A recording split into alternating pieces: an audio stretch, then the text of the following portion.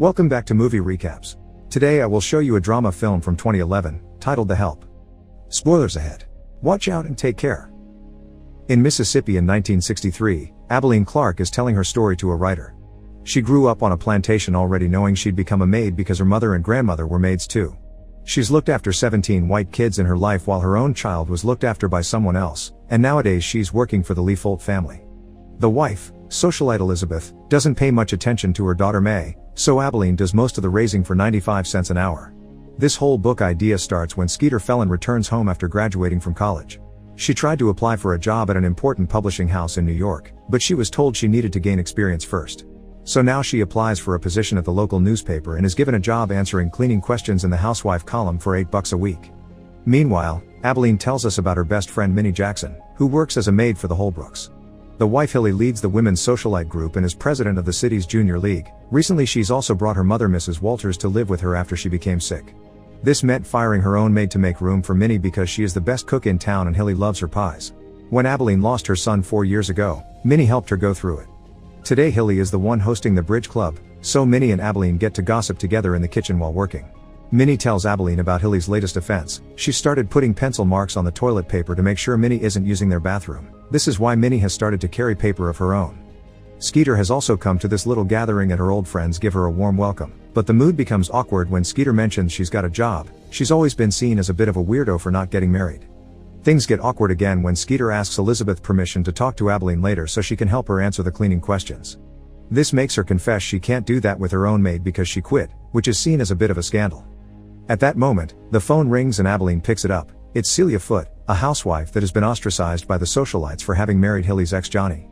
Since Elizabeth refuses to take the call, Celia asks Abilene if she knows of any maid looking for a job because she needs one, but Abilene can't help her. After the women make fun of Celia for a while, the subject changes to that of bathrooms. Hilly refuses to use Elizabeth's guest bathroom because the maid also uses it, and she thinks Elizabeth should invest in building one just for the maid. Hilly is also sure that African Americans carry different diseases, which is why she's drafted the Home Health Sanitation Initiative that consists of making every home have a separate bathroom for the colored help. When the meeting reaches its end, Skeeter asks Abilene to help her with the letters, and the maid accepts. Skeeter also apologizes for the bathroom talk Abilene had to hear before she brings up the subject of her old maid Constantine. Abilene was friends with her and hasn't seen her in a while, but she's shocked to hear Skeeter say she quit because it isn't true. Before Skeeter can ask any further questions, Elizabeth interrupts her and hands Skeeter Hilly's initiative so she can include it in the league newsletter. Afterward, Skeeter returns home to have a talk with her mother. Charlotte refuses to answer any questions about Constantine, and is upset to hear Skeeter got a job because at this rate she'll never get married. Later during dinner with her family, Skeeter asks about Constantine again. Her father lies so Skeeter pushes for the truth and discovers Constantine was fired after 29 years of working there. An argument ensues and when Charlotte refuses to accept Constantine was the one actually raised her daughter, Skeeter leaves the house while remembering how Constantine used to comfort her whenever she was upset as a teen. This gives Skeeter an idea. She wants to write a book with the real stories behind the maids' lives so people can see the other side. The following day, Skeeter goes to see Abilene to get her help with the column letters while a construction worker begins planning the extra bathroom. When she's sure nobody can hear them, Skeeter also asks Abilene to share her stories for the book, but Abilene refuses. Their conversation is interrupted when Elizabeth arrives arguing with her husband because he isn't happy about the extra bathroom, and he ends up leaving in a huff. When May begins crying and Abilene goes to check on her, Elizabeth tells Skeeter she can't talk to Abilene about the letters anymore. Later that night, a tornado arrives in town. Minnie is scared to go to the bathroom outside, but Hilly doesn't let her use their own toilet. However, Minnie sneaks around and uses her master's bathroom anyway. Unfortunately, Hilly finds out and fires her for it. Some days later, Abilene's bathroom is finished so she has to go outside as well, but she gets a moment of sweetness when May calls her real mom. Skeeter stops by Abilene's neighborhood to ask for her help again, making her lose her bus. Abilene turns her down again, mentioning her cousin was burned merely for walking near the voting station, so she won't risk her life over this. Skeeter gives Abilene her phone number anyway and after the maid turns down her offer of a car ride, Skeeter decides to research the laws governing the conduct of non-whites and discovers a number of disgusting rules. For example, publishing ideas related to equality may result in jail, books can't be exchanged between white and colored schools, and colored barbers can't serve white females. Later in the evening, Abilene gets a call from Minnie saying she did something awful.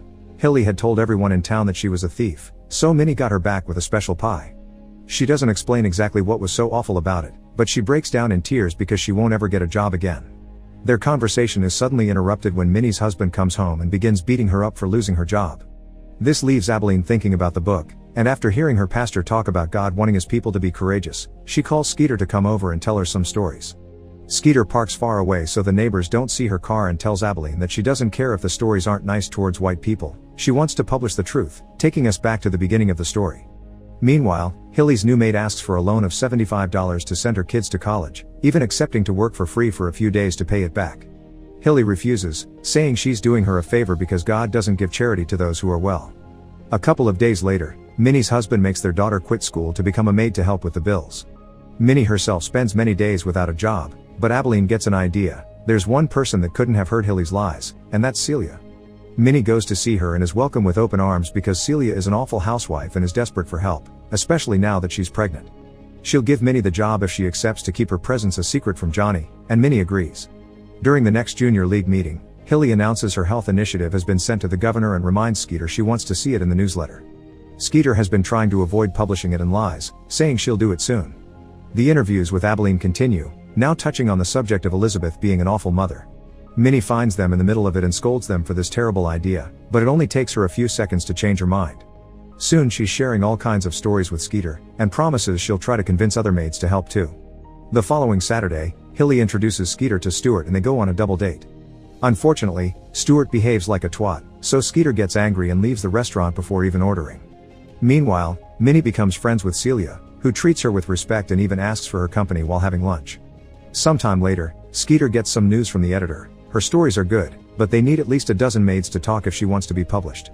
Abilene and Minnie have already asked everyone they know, but they are too scared to join them, so Minnie has an idea. Since they're already making up names anyway, they could use some of her stories and say they're from other maids. Skeeter doesn't think she can do that because it wouldn't be real, so to convince her not to give up, Abilene finally talks about her son. While carrying heavy wood, he fell to the ground and was hit by a truck.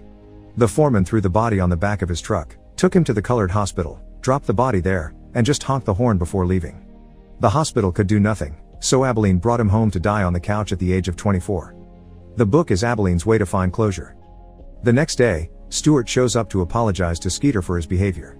He had still been upset because of a recent breakup and Hilly had forced him to go on that date, which is why he was drunk that night. Skeeter says exactly what she thinks and he isn't used to that, but he likes it. Since he's showing respect, Skeeter agrees to go on a date with him, which also goes well. Stuart thinks Skeeter is smart and even admits having read her newspaper columns, and the two of them start seeing each other for real. When Skeeter finally begins working on the newsletter, she decides to have some fun and changes some of the words in her article. Once it gets published, Hilly's coat drive appears as a toilet drive, so she wakes up to find her garden filled with old toilets. Famous activist Medgar Wiley Evers' fight for equality is a big subject on TV, but Charlotte doesn't allow anyone in her house to watch his speech. Later that night, Abilene and other black people are asked to leave the bus because there's a commotion on the streets. Evers has been murdered in front of his own children.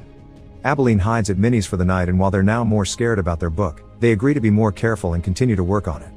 The next day, Minnie finds Celia bleeding in the bathroom because she's had a miscarriage. Minnie takes her to her bed and takes care of her while Celia shares her worries. Johnny married her because she was pregnant, and she lost that baby a month later. Since then, she lost 3 more babies counting this one, but she hasn't told Johnny about them. Celia is afraid her husband will leave her, but Minnie says he'll get over it. Later, Celia buries the baby in the garden under a plant like she did with the others. In the meantime, Hilly's maid is arrested in front of the other maids. She had found a ring while cleaning under the couch, and when she tried to sell it at a pawn shop, the clerk got suspicious and called the police. When Skeeter visits Abilene, she is surprised to find dozens of maids that are finally willing to share their stories because that morning's arrest had been the last straw. There are all kinds of stories about how badly they're treated, and the saddest part is hearing them mention that the kids they raised grew up to be as mean as their parents. The next day, the socialites have a new bridge club party and Celia tries to join them, even bringing a pie with her. But all the women hide and ignore her, so Celia leaves in tears. When she returns home, Minnie scolds her for trying to befriend such horrible people and explains they hate Celia because she married Johnny. Celia misunderstands and thinks they believe Johnny cheated on Hilly when actually their relationship started after the thing with Hilly was over, so she decides she'll clarify matters during the benefit event. Minnie doesn't think she should go, but Celia distracts her from the subject by taking care of Minnie's wound because she knows she didn't fall, her husband put them there. Celia tells Minnie she should hit her husband with a skillet and leave him, but Minnie has her children to think about. A few days later, Kennedy is assassinated. Abilene is getting scared about being found again, so Minnie decides to share the awful thing she did to have it as insurance. It turns out the special pie she gave Hilly had been made with her own excrement, and Mrs. Walters saw her daughter had 2 pieces of it, so she laughed pretty hard about it. This caused Hilly to send her mother to a nursing home. Abilene and Skeeter don't think including the story is a good idea because it'll give away Minnie's identity, but Minnie disagrees. Hilly would never want anyone to know she ate excrement, so this story is the perfect protection against being recognized. The night of the charity event, Johnny and Celia show up, making the socialites uncomfortable. While giving away the bidding prizes, Minnie's chocolate pie goes to Hilly, who didn't write her name down. A drunk Celia approaches Hilly and tries to explain that Johnny didn't cheat on her, accidentally tearing off the sleeve of her dress in the process. Since she's starting to cause a scene, Johnny takes his wife away, but Celia ends up throwing up on the floor. After the event is over, Mrs. Walters takes the pie with her and confesses she was the one that paid for it using Hilly's name just to annoy her daughter for having sent her to the nursing home. The next day, Celia arrives at the conclusion she isn't made for this kind of fancy life and wants to leave Johnny. However, Minnie convinces her to stay, pointing out that if she leaves, then Hilly's manipulation will win. Meanwhile, Skeeter is almost done with the book. She just needs one last story, Constantine's, so she forces her mother to confess the truth. Some months ago, Charlotte was hosting a Daughters of America luncheon after being appointed state regent. Their meal was interrupted by the arrival of Constantine's daughter Rachel, who they didn't expect until the following week. Usually Rachel enters the house normally, but today Charlotte makes her go wait in the kitchen. Charlotte refuses to enter through the service door and makes her way inside anyway, saying she wants to see her mother, so Charlotte gives up under the pressure of the other socialites that remind her this isn't appropriate behavior and kicks them both out. The next day, Charlotte went to Constantine's house to take her back, but she had already left with Rachel. Charlotte sent her son to Chicago where Rachel lives to see if they could talk, but it was too late. Constantine had already died. Charlotte tries to apologize for what she did, but Skeeter leaves in tears. After visiting Constantine's abandoned house to write her last story, Skeeter sends the book to the editor, who pays her a pretty bad advance, but Skeeter still sends it to the maids.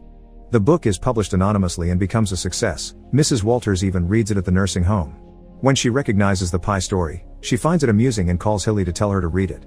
Sadly, Skeeter doesn't get to enjoy her success for long because Stuart breaks up with her when she confesses she wrote the book, calling her selfish. When Hilly finally reads the book too, she freaks out and tries to kill the rumors her friends are spreading about the stories possibly coming from their own town. However, she finally loses it when she receives a check for her charity from Celia, made out to 2-Slice Hilly. Furious, Hilly goes to see Skeeter, who just received a letter saying she's got the job at the publishing company. Hilly threatens Skeeter with legal action, but Skeeter reminds her that to do so she would have to admit in public that she ate the special pie. At that moment, Charlotte comes out in defense of her daughter and kicks Hilly out. Afterward, Charlotte tells Skeeter she's proud of her, congratulates her on her new job, and thanks her for bringing back courage to the family. In the meantime, Minnie gets scared when Johnny suddenly approaches her, but he isn't there to hurt her.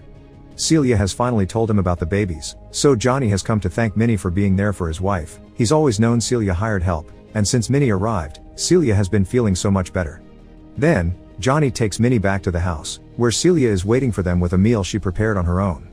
Johnny offers Minnie a permanent position in his household, and of course Minnie accepts.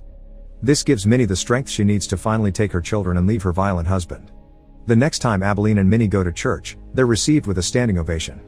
As thanks for how brave they were, all the community has signed the book as a gift to make up for the lack of Abilene's name on the cover.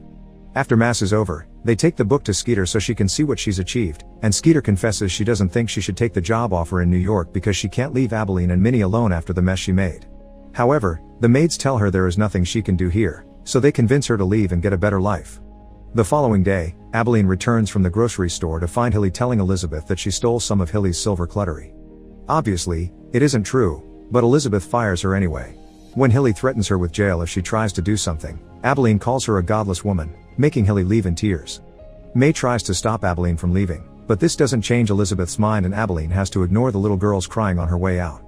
May is the last kid Abilene takes care of, but she doesn't regret what she's achieved for her community. Make sure to subscribe and turn on notifications so you can watch more videos like this. Thanks for watching.